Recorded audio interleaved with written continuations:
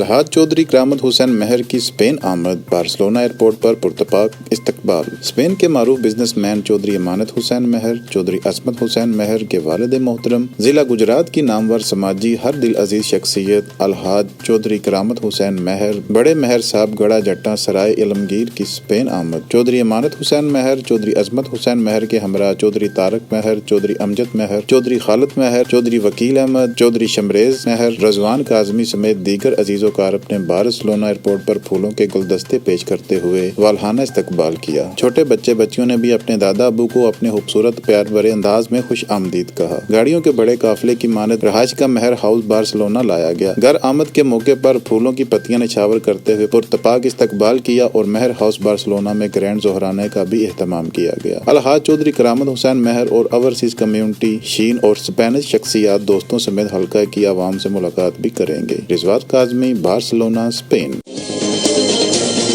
33 news, overseas پاکستانیوں کی آواز۔